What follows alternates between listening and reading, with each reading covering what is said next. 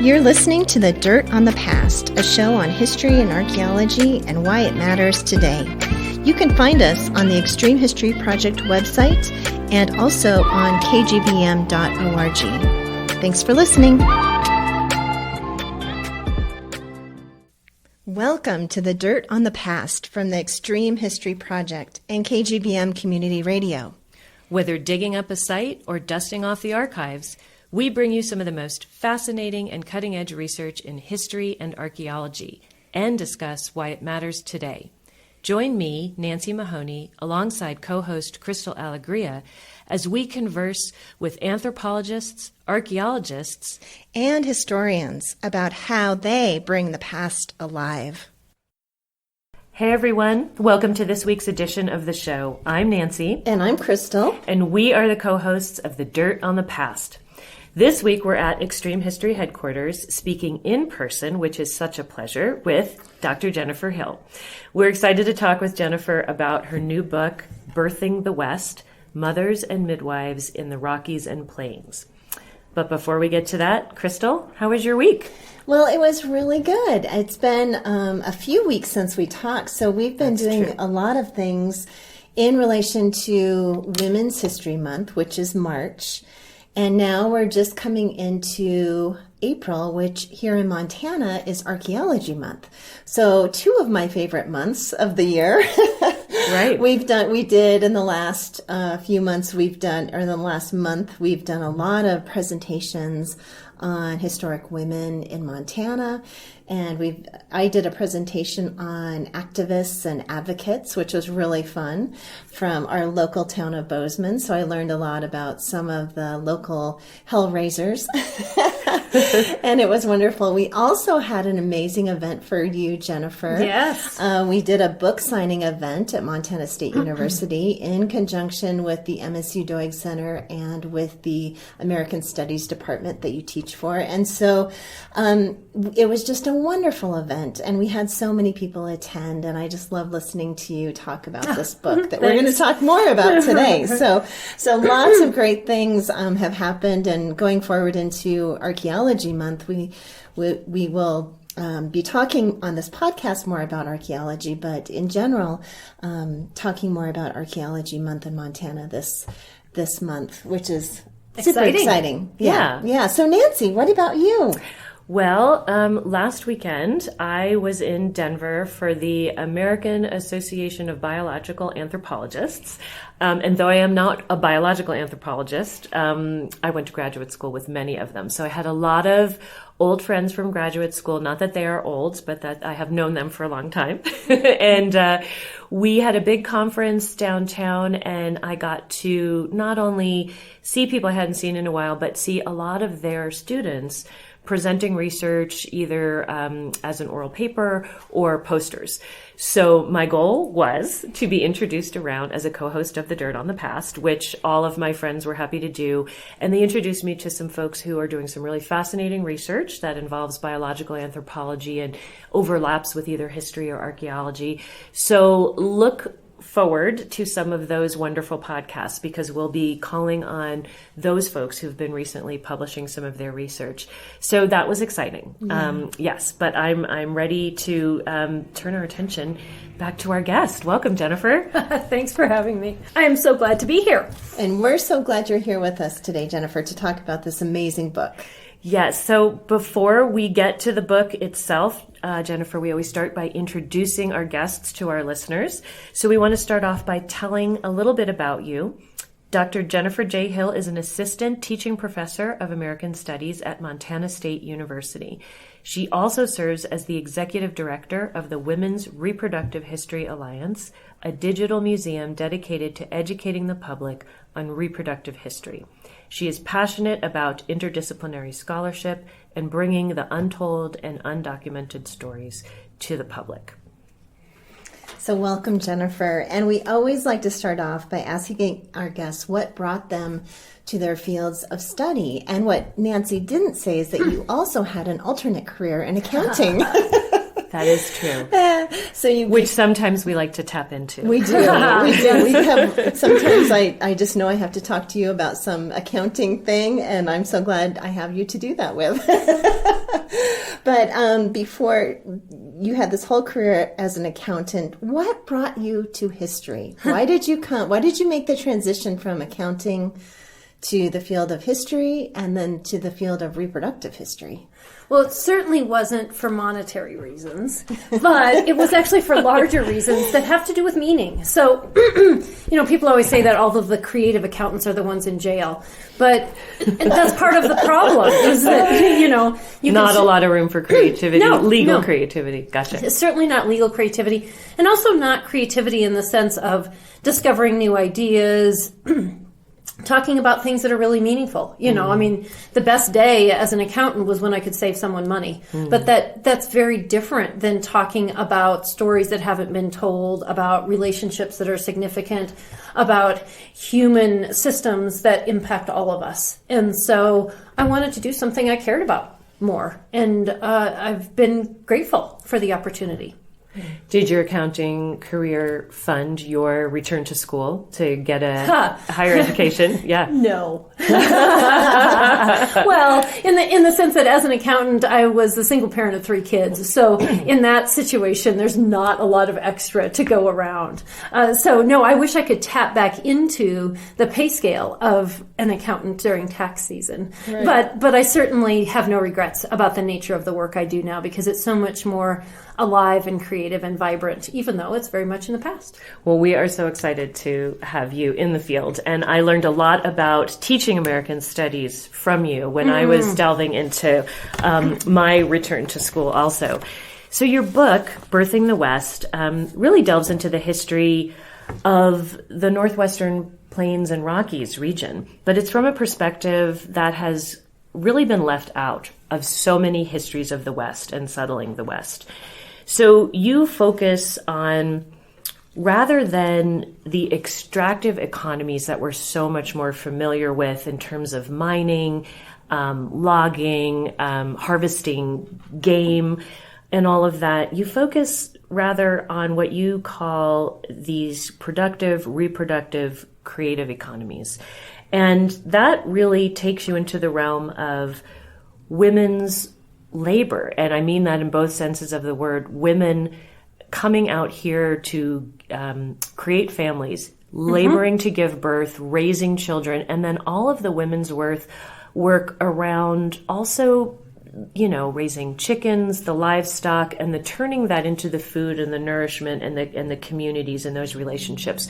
So I just think this was a fascinating focus on the West, and I think what your book does is make a really amazing case for how this is such an important aspect of what's been left out. So you focus on the mid-1800s through the 1940s in the Dakotas and Wyoming and Montana, and you have reproduction as the center of your story, sort of from the outside, making the case that it's, the very basis of what you need to have any sort of community anywhere. But there's not a lot of written history that focuses on reproduction, especially in the historic West and this sort of northwestern region. So birth and the processes of birth, women in the past, not a lot of documentation always, especially in the earlier period. So tell us a little bit about how you came onto this topic, how you decided to tackle it and turn it into a book. Because often when we know there's a gap in the historical record, it's often because it's hard to get at that information. Yeah, true. But yeah, so both those things, how you came to the topic and then how you decided that you would find a way to tackle it. About it. In terms of how I came to it, we always come, or I would say the most interesting histories are those that we have personal motivation or some sort of deep connection to.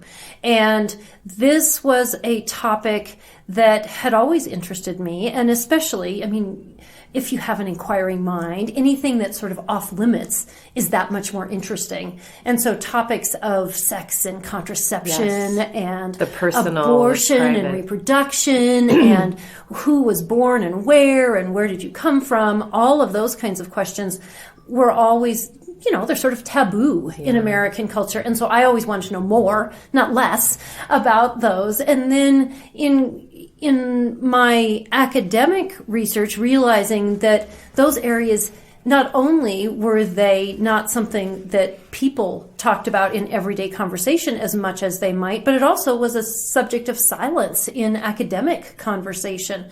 And the more I put my feelers out and discovered that it wasn't that there weren't things to say about this topic, but that in fact there was a rich information. I mean, I always say to all people, one of the few things we all have in common is that we were all born, and we all get here via reproduction. So it's something that's a universal that we all share, and inevitably it's interesting. Frankly, I think it's way more interesting than right. We all birth, but how we birth, what we say about it, what it means, but also the physical aspects of at which. So how did you when did you first know that you could find information to tackle the topic?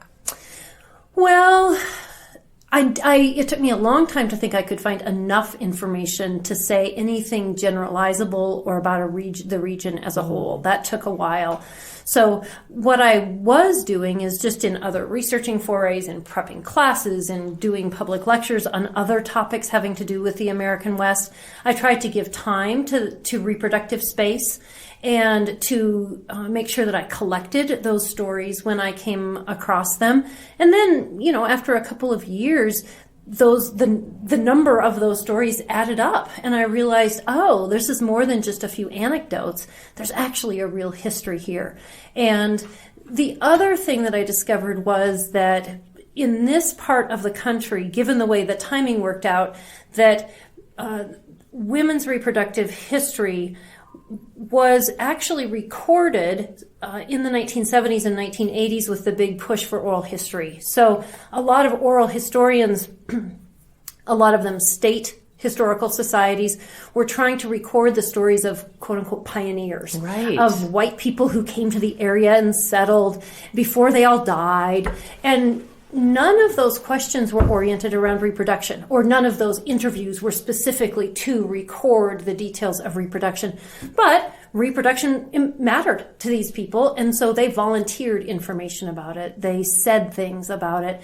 And so realizing that the process of listening to women actually had a tremendous amount to offer, that there were stories if you could find them in the right place, and enough stories to actually make a book, to say something, not just to talk about, Great Aunt Mabel and what is important, but you need to be able to have more than just scattered anecdotes to be able to say something substantive. So how did you go about doing this? So there's these oral histories out there. You've defined that there's oral histories, there's some passages and documents.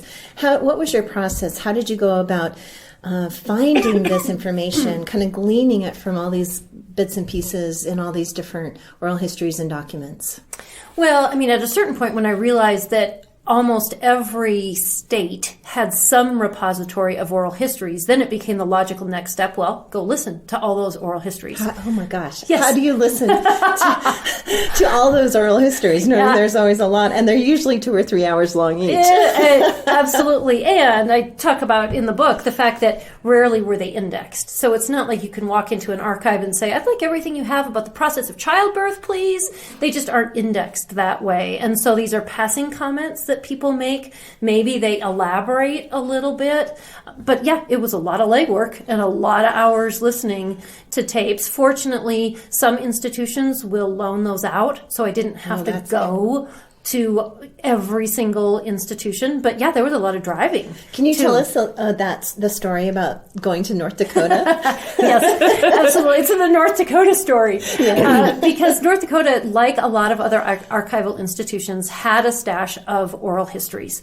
And those oral histories, I knew that they had them, and so I made a trip. We had planned this, research dollars are in short supply, et cetera, et cetera. So I budgeted out for this trip, and we were going to hit as many possible research institutions on the way as possible. And at this time, 2 of my daughters were young and at home. I think they were maybe 13 and 9 at the time. And so we had, we were going from research institution to research institution, and if you're 13 or 9, you know that this is the height of excitement to go with your mother across the West from archival institution to archival institution. But that was the plan. So there were a few moments of bribery included, like reptile gardens and, when we went through South Dakota. Yeah. But so, at every other institution, the same thing occurred in North Dakota. Is I started listening. I asked, okay, can I see this archival collection that you have, all of these oral histories? And in North Dakota, only to come to understand that there was literally no index and no transcript. So all of these oral histories, we had no idea what topics were even covered, etc. So one of my daughters was very avidly coloring. That was her job for the trip. And the other one actually was incredibly helpful. And so she and I both started listening. And we discovered that one of the interviewers, so usually when archives or historical societies did oral history projects, they would get a group of oral historians who would then get into the routine. They'd figure out what people they wanted to interview.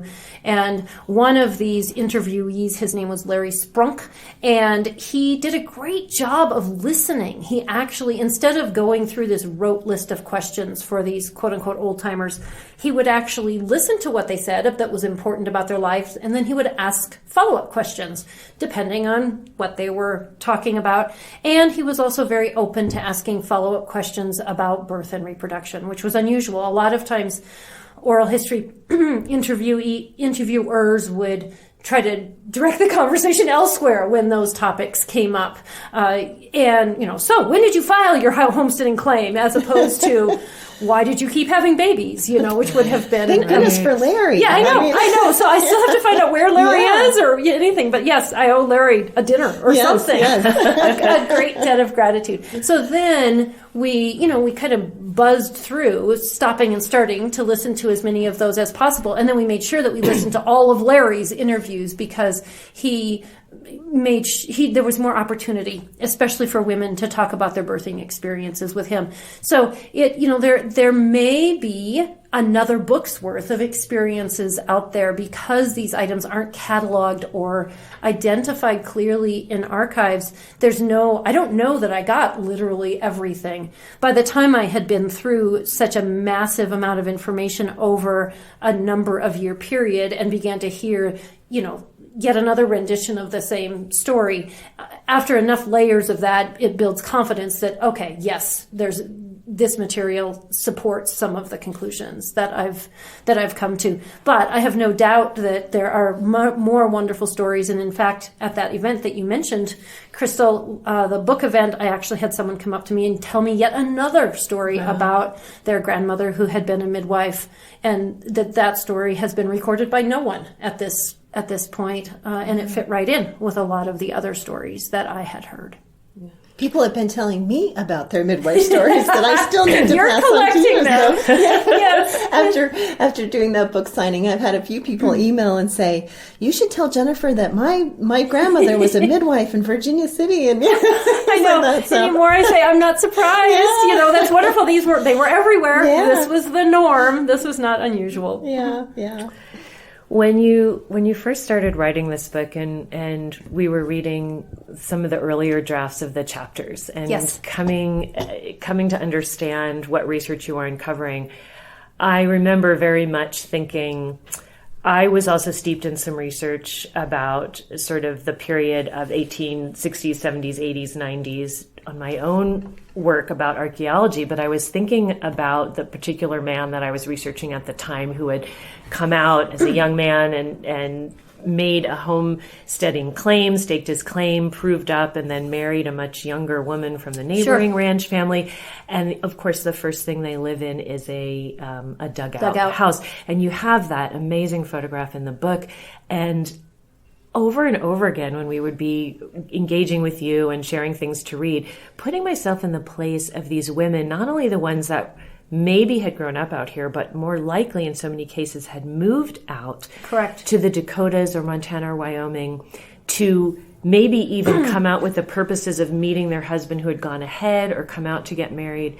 They had left so much of their family relations behind, their sisters, their mother, and then all of a sudden you're entering into marriage in this home, if you can even call it that, dug into the earth. Cows are walking on the roof, and you're in this crazy prairie area, and you start your marital life and you're going to get pregnant if things go the way they go. And the thought of birthing in those places, in those conditions, and so far from people. And it was fascinating to then learn what you were uncovering about how this happened, because all of a sudden it gave me a very different perspective of what that must have felt like as a young woman in those situations. So I want you to talk a little bit, if you can, about the range, because I feel like we have these young women who had family farther east, whether it was Midwest or even further east.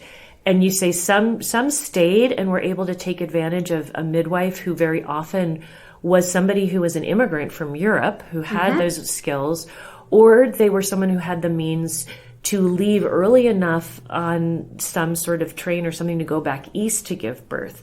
But what those experiences, the range of those experiences were like, because some women really give birth and without consequence, and we know others, it often leads to maternal or infant death.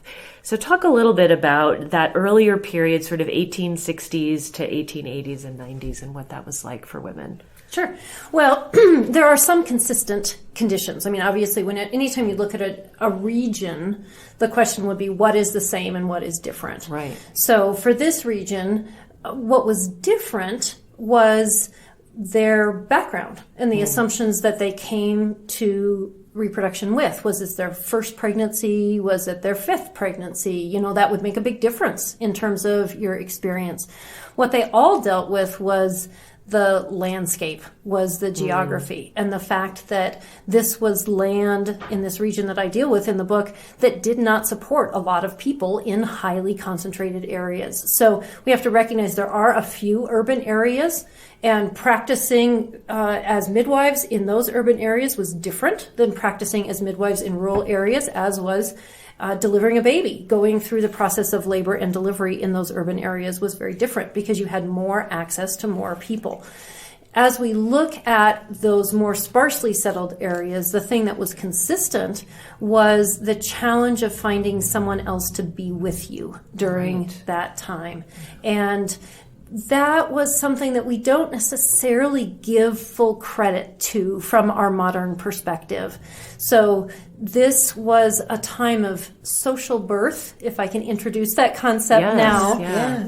The sense that if you were going to go into labor, you thought of it as a time when those females who were near and dear to you, and maybe not so near and dear, but showed up anyways, would gather round. So it was a social time. It was not something that was seen as a medical event in 1860. That was not the first thought in people's minds, was call the doctor. Not by any means. It was, get my female close associates and whoever is the designated expert who's going to direct the action, and let's all get together and we'll spend the next couple days together, usually. Sometimes it was shorter than that. And so when you think about if that's the context you come from, you've grown up, let's say if you're a young woman heading out to either Montana, the Dakotas, or Wyoming, and you've grown up attending births as a teenager, even as a 12 or 13-year-old, all the way up through your own reproductive years, you would be thinking about getting together with other people. And then all of a sudden, you're out on a homestead in Montana or the Dakotas or Wyoming, and just having anyone show up is a challenge because you're so separated. I mean, you can be many miles away, but also as you talk about the landscape and the weather could really increase the difficulty in anyone being able to attend. Absolutely. So if you're talking about, different times of the year, it's more predictable or less predictable, but roads becoming impassable, all of those sorts of constraints made it really challenging. So that was one of the things that women talked about so consistently, was their concern that they not be alone. They weren't particularly concerned about having as we would be now, a particular piece of equipment at the ready. Right. That was not the concern. It was, is there another woman who can be with me? And what's not necessarily understood when we say, is there another woman, is this another woman implies at that time a particular level of expertise, because if you were part of this world of social birth as a woman, you actually knew a lot about birth, even if you were not one of the immigrant women who had come from a country that actually had formal midwifery training. So even if you lacked formal midwifery training, you had seen a long list of births, and you had a tremendous amount of knowledge about what to expect, how to help, how to support the process. And so that was what women were looking for, was can there be someone else who can support me as a woman who also happens to be an expert in this process? And it seems you talked a lot about not just in understanding what's going to happen during the birthing process and how to support that, especially given the range of things that might happen. Right. You've seen a number of births. You've seen enough of those different possible outcomes that you might need to assist with. But also you talk about, especially if the woman already has some other children. Correct. But if she's on a ranch, which so many people were during this time, the amount of labor that they were involved in on a daily basis with cooking, cleaning, making food, all of that, there's still kids to mind. You needed somebody else while you were laboring and recovering to be able to do those things for you. I mean, you talked about how neighbors would come and sometimes plan to stay for a while and do the cooking and the cleaning, and then they would have some older child at home or somebody else. But there's so much about that social birth aspect. Absolutely. That was essential for survival of the mother. And it seems like in some ways it may have been reciprocal, not always monetary, but there was that exchange of resources, it seems like. Oh, yeah. And it was necessary for physical survival, but also economic survival. Yeah. Because when you're looking at the homesteading era, that labor that woman produced was so necessary to that family eating, to being able to plant and harvest crops, to be able to sell things like butter and eggs, which actually bought a huge amount of farm equipment and paid for the team. And I remember you like calculating out from journals where somebody who had so carefully, meticulously documented, which some women did in their journals, how many chicks were hatched, and wouldn't they exchange sometimes laying hens or other ones, because you needed to raise them, and then because some you wanted eggs, then you wanted some of chickens, and then you're going to sell some, but then you're making butter and you're doing all these other things, and you have to move it around at a certain time and get it to market or not. And it's an incredible amount of expertise and labor. But as you said, those were things people would pay cash for. They needed those things to live. And that's a lot of women's labor and, contribution to the economy that doesn't get documented and accounted for. It doesn't get documented either financially, but it also doesn't get documented in terms of the establishment of culture and relationships and communities, because as I'm thinking, I think you're probably referring to the Diary of Lizzie McLean. And she was so meticulous, and her records were wonderfully useful in terms of being able to establish how many different directions goods and services were going, and how often those were gifted, were part of relationship building endeavors, and how often they were monetized, where there was actually money changing hands. And so there was not necessarily a clear pattern. There was a clear pattern for the people on the ground, because they were the ones building community. They were the ones establishing these relationships. But any particular service, butter could be gifted, but butter also had a clear set price. Birthing expertise and attendance could be gifted, but it also was often paid for. So those were the kinds of give and take relationships that helped, as I claim, birth the West, that made it a relational network that ended up being real communities where people could function within the systems that they had. And reproduction was a critical part of that. Absolutely. Well, people being raised in the West, as you say in the book, I mean, before you had colonial men mainly coming out to mine, to hunt bison, to have some endeavor and then go back to families. You had indigenous families that were birthing here, but you didn't have a establishment of a settlement community from Euro-American settlers, Correct. unless you had women who were settled here and birthing and raising, because you couldn't be from Montana until there were people. Until you could be born here. Right. Yes. I mean, so it's just such a fascinating point you make that sounds so simple, but I think has so often been overlooked. It's so essential to what it took to settle and form a community and a state, and part of our nation. Yeah. Yeah, and just going back to this idea of social birth a little bit, Jennifer, because we had the opportunity to read a lot of these chapters before you in published. process. Yeah, in process, and we had many beers over these chapters. Many beers and discussions. And lots of French fries. We ate a lot of beer and French fries. Drank a lot of beer, ate a lot of French fries, and as we were talking through some of this, this idea of social birth and this idea of community and that community birth, and talking about how these women would get together, and if Lucy down the lane was about to give birth, the family would up and go. The mom and maybe the two daughters who were 9 and 13 would go with her, and they would all be at this birth. And so these women, like you say, just saw this happen again and again and again, all these different circumstances. But as we were drinking our beers and eating our French fries, we're like, wait a minute, we did not do this. The first birth I saw was when I had my daughter Emily. I mean, that was the first birth. No, I take that back. When I was in my birthing classes, I saw a video of a birth, but that was the first live birth. That was the first birth I saw. The first live birth was I didn't even see an animal birth. Yeah, so much less a human birth. Which actually is a critical point to note, because true. if you're coming from an agricultural background, you have the mammalian birth process is not that different. I mean, as much as we want to think of ourselves as different than cows and pigs and horses, it's the same process. It's the water breaks, the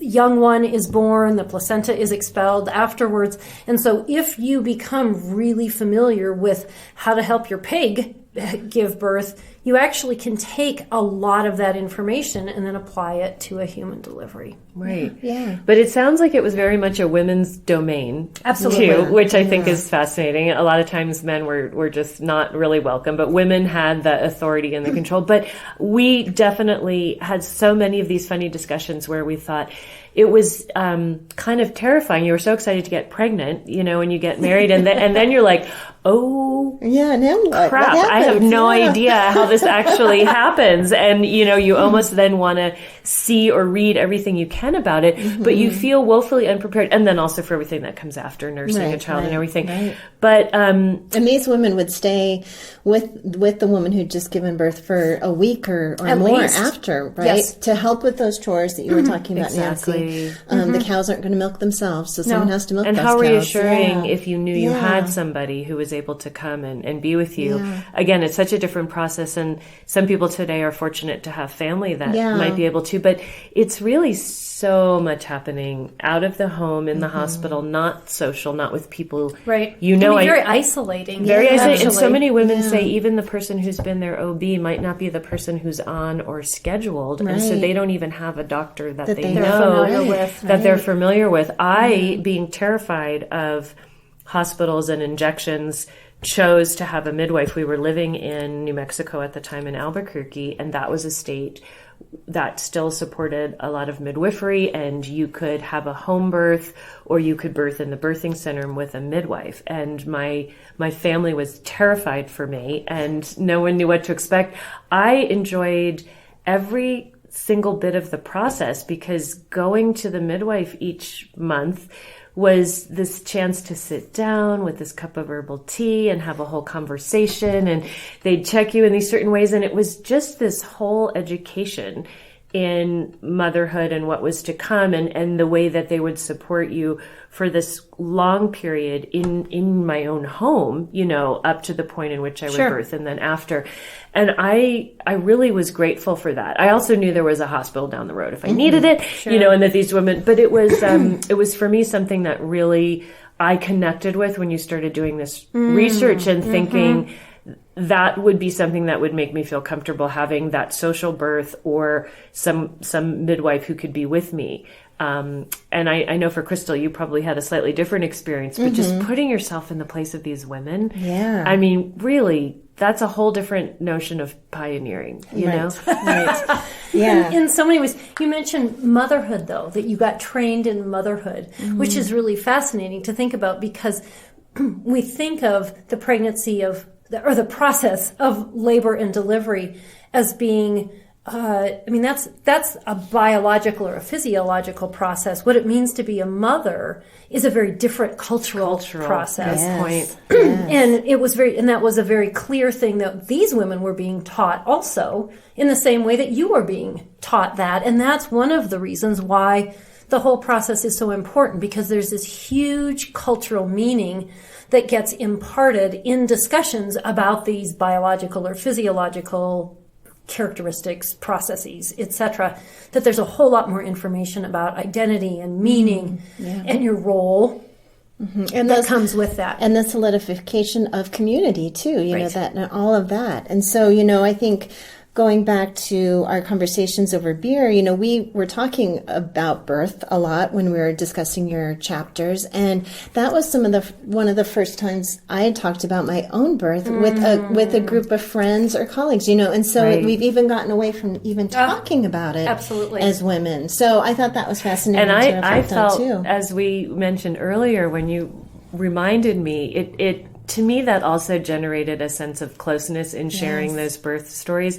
And that's one thing that the midwives in Albuquerque had us do. You could come every month to hear someone's birth story who had just given birth. And it did create a sense of demystifying it and closeness. But I was a junkie for reading people's birth stories after I gave birth. But being able to share that, I think, with people is something I do wish there was much more openness in the culture. And it was such a pleasure being able to just watch this book evolve and come about, and then just have it seep into our own personal way of engaging with this subject. I feel like I've brought it to my own discussions with my daughter and all of that. Yeah. We are just going to take a quick station break, and then Crystal will move on with the next question. You're listening to The Dirt on the Past with co-hosts Crystal Alegria and Nancy Mahoney on KGVM Bozeman, or wherever you find your podcasts. Today we are speaking with Jennifer Hill about her new book, Birthing the West. So Jennifer, I want to go down a different road now, and I spend a lot of time, as people that listen to this podcast regularly know, in historic cemeteries. I love historic cemeteries. I love to wander through and see who the people are that are buried there. But unfortunately, it is often a sad. Sad because there's so many children in our historic cemeteries. Tombstones bearing the names of children that lived a day, children that didn't that lived a few minutes. So there were incredible high rates of infant mortality in the 19th and 20th centuries here in the West, in Montana, the Dakotas, Wyoming, Idaho. And in fact, this area, and you talk about this in your book, is this area of Montana, the Dakotas, was called a death zone. Correct. So can you talk a little bit about this? And also, just kind of following up on what we just spoke to, that idea of community, how did these women help their family and their friends through losing a child? Well, there's a whole bunch of questions right there. So if I don't get to all of them, remind me. Yep. So first of all, let me put this in some context, because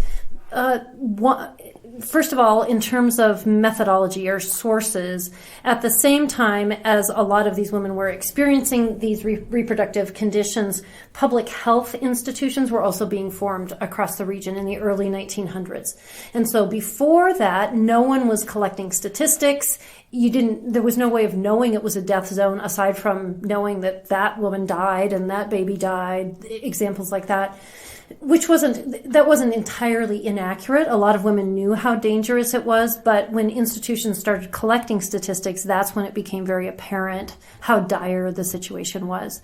So by the time we get to the 1917s, 1918s, et cetera, and Montana is releasing its vital statistics records, and it becomes apparent that this region is one of the most dangerous places to have a baby. And let me make sure that people understand that that's of places that were taking records. And so of those collecting areas, this one was one of the most dangerous, if not the most dangerous, and it was a death zone. That there were a number of conditions that caused that. And initially, a lot of people said, well, there's just not enough physicians in the area. And what my work does is it really pushes back on that and says, hold on, if we really look at why people were dying, it wasn't because of lack of care. Actually, midwives were doing a fabulous job of covering that. There were so few, hardly any women delivered alone. And so there was actually this infrastructure of care that women were providing for each other. But going back, Nancy, to some of the things that you were mentioning earlier, this was especially for rural women, an incredibly physically demanding environment to be in. And so women were depleted. They were exhausted. And exhaustion at that level is significant for anyone, no matter what your gender identity or biological identity. And so it wasn't as if men weren't experiencing this also, but they weren't trying to birth a baby at the same time. And that puts a tremendous strain on a system if you're not adequately supported. And so women who were exhausted were the ones that died. Babies that were birthed in a situation where there was not as much support were under more threat. And so it was those conditions that then generated these really high mortality rates. And we see this supported by people of the area. I always reference this physician in southeastern Montana who would not provide care for any woman who refused to come in and stay in town for several weeks prior to her delivery date, because he said, listen, you are all so worn out and exhausted, you're just going to die. You got to come into town. You got to come into town and rest up, and then I'll help you. But it's just futile to try and be doing this really exhausting, demanding process if you're not sleeping and eating and resting, and that you need to recuperate. This is just a really challenging, physically challenging lifestyle, and it resulted in a lot of death, unfortunately. So tell us one story, though, that you talk about in the book about Lucy Tinsley, who kind of represents the opposite side of what you just told us. Somebody who survived very many births and went on to have a number of children. So tell us a little bit about her story. Sure. Well, Lucy Tinsley is a wonderful example, actually, of a typical reproductive pattern for a woman of the time. So she moved out to Montana sort of post-Civil War and got married and then started having children, as in an age of scarce contraception was the norm. And she had a child about every 2 years, approximately. She ended up raising all 8 of her children to adulthood, which was really significant. Remarkable. So she did not lose any of them. And to relate this to what we were talking about with death and lack of support, her sister-in-law actually lived nearby, and from all evidence and account, it looks as if they were highly supportive of each other. So that her sister-in-law probably came and did all of that, not just domestic work, but agricultural work that women did at the time, so that Lucy Tinsley could recover from all of these pregnancies, so that she went into pregnancy not entirely depleted, and so that she could deliver a baby that was not as challenged as otherwise might have been, and could have the time to nurse and still recover, regain her strength, in part because she had a reliable support system. All right. It just going back to that importance of community and the social aspects of birth, and probably to some extent where you were located and how easy it might have been for others to be in proximity to you or True. in an easier way to get there. Maybe she timed it so she always birthed in midsummer too. So yeah, she could. But there were women, of course, like or unlike Lucy Tinsley, who did not want to have children. And this often goes unmentioned, since childbirth and child rearing at that time were kind of the epitome of womanhood. So tell us a little bit about how those women might have navigated the world so that they could impede reproduction and avoid pregnancy. Certainly. What we have to do is step back and think about how could you even understand that you might not want to have children if that is the one and only option presented to you. So it's difficult to get back in that mental space if you don't know, or you don't even think of not having children as a legitimate option. So there are records of women who were very upset when they found out that they were pregnant. We know that not everyone wanted to be pregnant, but that isn't necessarily a fair representation of how, just because women accepted being pregnant because they didn't have any other visible societal options, doesn't mean that they necessarily were happy to be pregnant. Or to be pregnant in quick succession all the time, right? You know, For even if years they and wanted years of their kids, life. maybe they wanted a couple, but not every Not other that year. many. Yeah. But this was an era where contraception was hard to come by. And it wasn't because the technology didn't necessarily exist. So by the early 1900s, you could order contraceptive devices from catalogs, etc. But in 1875, Anthony Comstock was notable in passing his namesake law, the Comstock Act, that forbade the sale or manufacture or distribution of contraceptive devices. And so it really differed who you knew and what you knew. So if you were fortunate enough to have a female relative that was familiar with the female biology and could help you understand how best to prevent pregnancy, if there were some sort of device that you could use. A lot of what women used was douching, believe it or not. That was a common method of the time, and they would wash with some really horrific concoctions that were painful and certainly not necessarily effective, but that was one of the most common methods that they used. There were also some barrier methods available.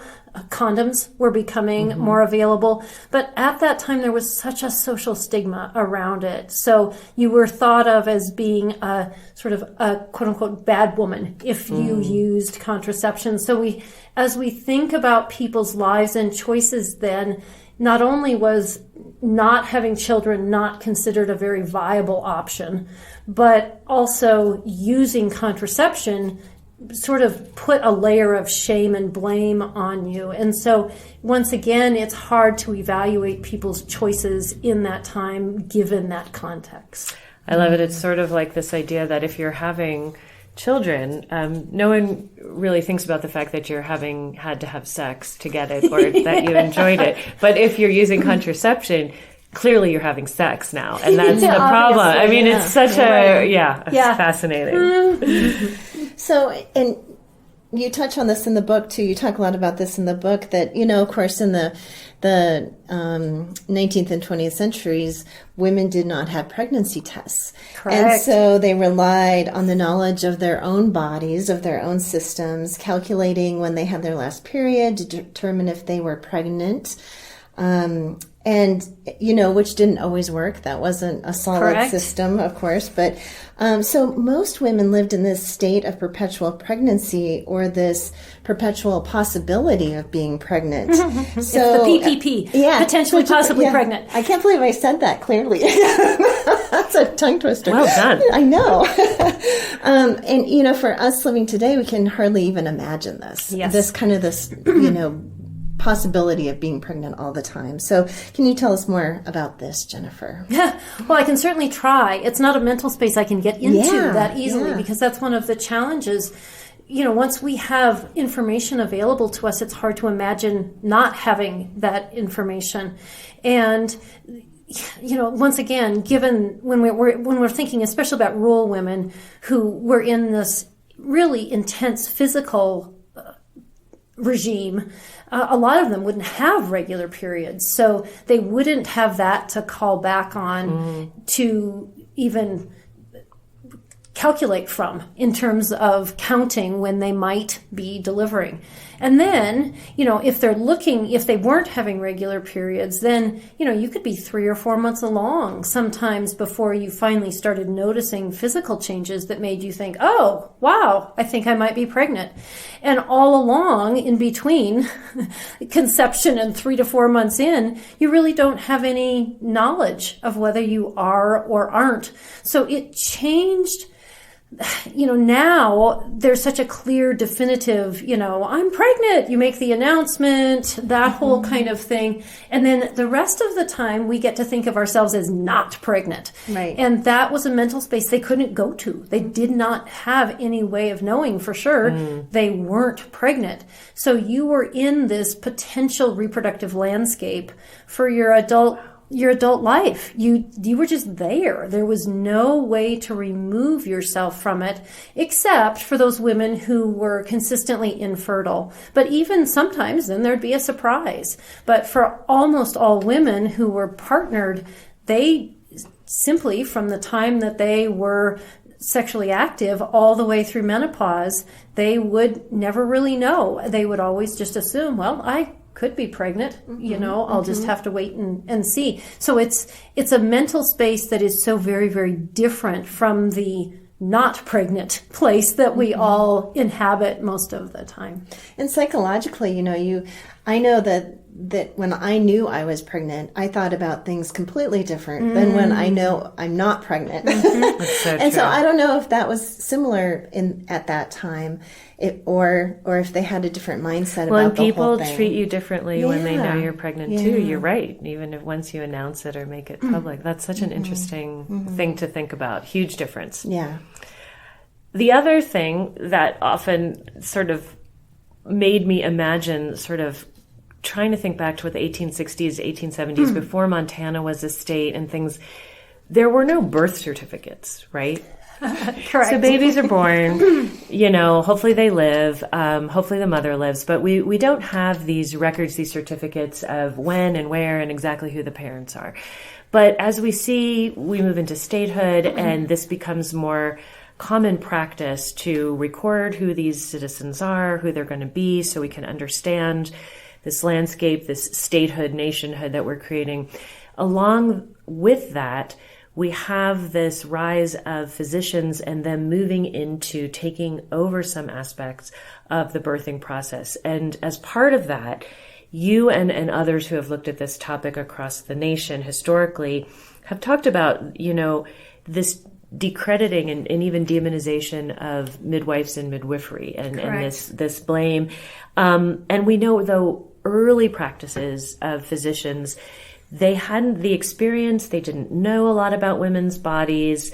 I don't know, there's awful pictures where they're sneaking their head under a woman's skirt. It just looks horrific to me. But I wonder if you could talk a little bit about, for this region that you cover, the women that practice midwifery, and the women who used midwives, what happened during that transition and how that feeds into sort of the change from what we had really before this tracking and sort of numericalizing, which is not a word, but I'm going to use it, of births and all of that around birth and reproduction.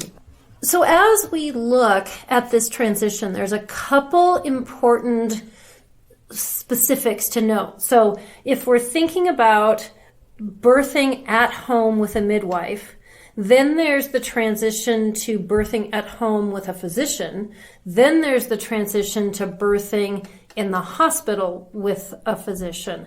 And all of those changes were sort of jumbled and happening sort of sequentially in different places, even in neighboring communities at different times, given availability. And one of the things that happened in there was the development of maternity homes, which I'll just make a quick mention of, because once women had been convinced not to birth at home with a midwife, they needed that postpartum care to recuperate.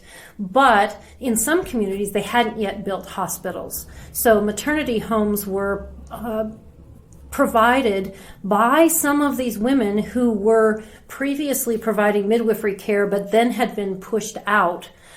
Running a maternity home was a way for them to still earn a living. Talk about how they were pushed out. Why couldn't they continue to practice? Well, this has been well documented across the country. This was with the organization of medicine, there was what was termed the midwife problem. And the midwife problem is that midwives had more business because women felt more comfortable with them. They had a lot more experience and expertise. And that midwives charged less than physicians did. And so the midwife problem, this was a physician coined term, was that physicians wanted to get into the business of birth and midwives had a corner on the market, so to speak. So that was the midwife problem. And so what was initiated was a massive public relations campaign to make it un-American to have a midwife, especially a midwife that came from your home country that might speak the same language as you, and instead to prove your Americanness, to hire a male physician. And so this was a process. This was, we see it in Montana newspapers, we see it in medical journals, and there's, a lot of scholars that have documented and demonstrated this over the years in terms of how widespread this was. So it was very much on the part of organized medicine. It was not as if every physician was wandering around saying nasty things about the local midwife. It was something that was done systemically, nationwide. So culturally, was it illegal to practice midwifery, or it was just this cultural push to really... So it was not illegal by any means. It was simply made to be culturally bad, that you could have a better birth. Contraception, midwifery, it's all bad. Yeah, you got it. So it was not illegal. What happened is that with the development of public health institutions, they started working more with physicians. They started putting more requirements on registering, and you'd have to go to a physician to fill out the birth certificate that eventually they would disallow. In some communities, they disallow the midwife from signing the birth certificate. So it wasn't as if it was illegal to have a midwife help you. It's just that there was a lot of extra work that you had to do to comply with state health department regulations. And most of it was the sense that, don't you want the best birth? Don't you want to prove that you're American? Why would you speak your old country language when having a new American baby? Why not go to the hospital and have a male physician deliver it to prove your Americanness? And so it was very much a cultural force that rapidly changed a birthing situation, not so much a legal force. But not having a midwife sign a birth certificate once those do come in, not having that is sort of removes them from the process, even when they still were attending or practicing. Absolutely. Yeah. Right. So as those midwives, as their practices diminished, what we see a number of them working, like opening their homes as maternity homes to provide that postpartum care so they could still earn some money. They would still potentially deliver babies or assist at deliveries for women who were of more marginalized groups, either had less money, that they couldn't afford a physician, etc. But then they would just kind of, by the process of attrition, they did other things. Yeah. Right. And it just went away. Exactly. And you also don't have young women coming into the profession because it's very clear that it's not something that's culturally supported. So and a lot of that particular cultural knowledge and that habit of a social birth really changed. It just goes away. It goes that's away. why I had never seen a birth before. Exactly, you and me. Yeah, I know. Exactly. Oh, wow. So the culture changes. Yes. And that's of course what you write a lot about in this book is culture. And so kind of moving in that direction, and towards the end of the book you say, quote, human culture is made tangible in reproduction. When we conceive of an idea, when we give birth to a dream, we mirror the process of creating new human beings. As a family or community welcomes an infant, members narrate identity, tell stories, and enact rituals. End quote. And then another piece of this is what we've kind of been moving around this whole conversation is community. And I just want to read another quote that you have in the book that really speaks to this that Nancy pointed out. So, quote, reproductive activities made the Northern Plains and Rocky Mountains region a place to be from and a place to come home to. Women and mothers made citizens through tenderness and relationship. Theirs was an ecology of care connected to the land, the people, and the larger community. So that really gets to the heart of what you talk about in this book. So can you talk a little bit about this cultural and the cultural aspects of childbirth and why it's important to communities? And then follow up, why is this history important to us today? What can we glean from this and move forward with? There's so much there. I will restrain myself to not take half an hour to answer that question. But if you think about it, we understand ourselves through the stories that we tell. And if we never tell those stories out loud, we never really understand ourselves. And the more we tell the stories, the more we hear that, the deeper that understanding comes. And so every time there's another child, those stories have to be retold. And so reproduction is the process by which, in telling that child who they are and who they belong to, that all the rest of us come to be reminded of it all over again. And so those stories are always evolving, but they're also the very thing that help us understand who we are and what matters to us. And so reproduction, therefore, lies at the very heart of meaning. It tells us who we are. And so as we think about, well, why does this stuff even matter? You know, if someone had a baby in 1890, what in the world does that have to do with us now? And there's a long list of things that we could extrapolate from that. But first of all, it would be the importance of caring, that these kinds of relationships centered around reproduction, they mattered. They mattered to people's lives, and they're important, and they still matter. These are things that, you know, when you talk to people about what they care about, why their life has meaning, it's usually based on their caring relational connections. And so much of what we do in modern contemporary American culture denigrates those connections. We certainly don't put a lot of monetary value on them. There's not a lot of support for those. And that's really at the heart of human experience. So we can learn something from a woman of 1890 by simply understanding that the things that matter to her largely still matter to us. And we can spend time and attention supporting those things. And there's a host of other lessons. The fact that if we were to listen to stories from the past, that a lot of stories that have gone unheard and unnoticed can be recorded, and that we can understand all these different perspectives, some of which actually help us understand a different region and a different culture in a really new way, that the American West was not about extraction and exploitation only, but instead had a lot to do with connection and exchange and support and caregiving. I remember being in a course where talking about how so much of history, traditional histories, have been very focused on men, you know, sometimes one man, but often with men, or the things that can be documented about men's work, men's labor, men's activities. Yes. And so you very clearly point out, you know, that this is a little bit harder to get documentation. Mm-hmm. But first of all, we know it's happened because birth has happened here and all of that has happened, but also you have been able to find documents and fill in and piece together and weave a picture for us from those different threads and those narratives, mm-hmm. something that we can understand.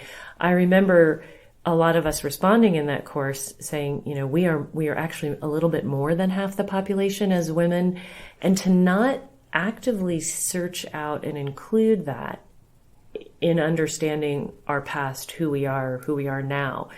We really don't have a picture mm-hmm. at all. Mm-hmm. I mean, it's more than half the people on the planet. It's more than half the labor and activity. Women aren't sitting around just consuming bonbons on a couch. You know, we are doing all of those things. Which would be fun. I know. We aspire to do that. But we, you know, looking at the way that you document this so important labor that nourishes and sustains, but just that sense of how a community is created by the way actually people are figuring out how to reproduce in that mm-hmm. region. That's what creates that regional culture. And I've never really tied that so closely, even as an anthropologist, into thinking about how culture is reproduced and why just in different regions, it's varying. It's sort of who is that network of people who are there to help birth and sustain. So it's that reproduction in all senses of the word, both cultural and biological.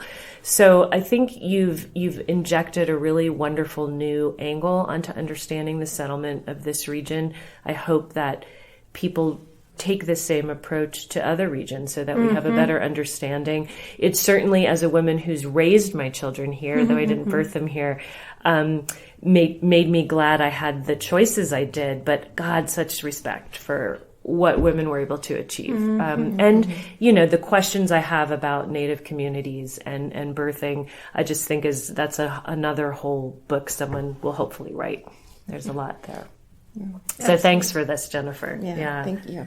Yeah. My pleasure. Well, we have so much more, of course, we'd love to keep asking you about, but we have run out of time for our podcast. So thank you so much for coming today, discussing the book, answering all our questions. And we encourage all of our listeners out there to please go out, find a copy, purchase a copy. You can get signed copies here at the Extreme History headquarters. You can find some at the Museum of the Rockies, at the Country Bookshelf on Main Street, and of course on Amazon. So please, everyone, look for a copy of Birthing the West. And Jennifer, again, thank you so much for taking the time to talk with us. Anytime.